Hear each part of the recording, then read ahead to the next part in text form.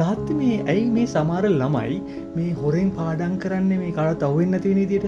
ඊට පස්සේ මේ විභාගෙම ඉලා පාස් වෙලා කියන්නේ මම මුකුත් කරේ නැහැ මම පාඩම් කරේ නැහැ මම සෙල්ලම් කරා එම කියලා.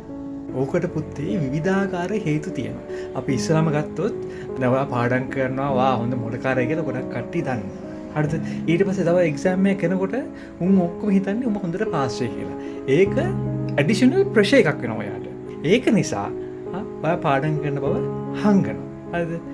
ඊටත් පස්සේ හදිසියෙන් හරි වාට එක්සෑම් එක හරියට කරගන්න බැරි වුණොත් වාට හේතුවක් තියෙනවා කියන්න මචං මම පාඩම් කරන්නේ නැහැ නේ එච්චර ඒක තමයි මට පාස් වෙන්න බැරි වුණේ කියලා.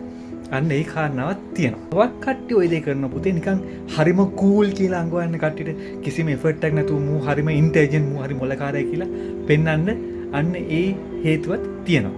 තවත් හේතුවක් තමයි පුතේ අපේ රටවල වගේ ඇස්වා කටවගෙන රිසර්ච් කරන කට්ටිය. ඔන්න දැන් තමයි පුතේ නියමම පොයින්ට් එක දෙන්නේ. මම දන්නවා උඹ ඔය හේතුවෙන් තමයි ඕක අහන්නේ කියලා. හරිද? පුතේ ඔකට කියන්නේ the crab mentality කියලා. කකුලුවන්ගේ මානසිකත්වය.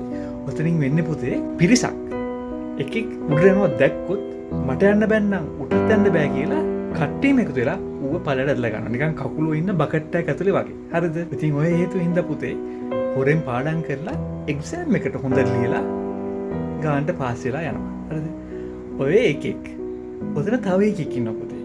ඌත් හොරෙන් පාඩම් කරන එකෙක්. හැබැයි ඌට වඩා උඩින් යන එකෙක් දැක්කොත් උගේ වටේ ඉන්න පිරිස එකතු කරගෙන හරිද මෝඩ් රැලක් එකතු කරගෙන අර හොඳට පර්ෆෝම් කරන ළමයාව කකුලෙන් ඇදලා පල්ලයට ගන්නවා. හරිද? මේ වගේ උන් පුතේ හැම පන්තියකම හැම තැනම මුන් ඉන්නවා.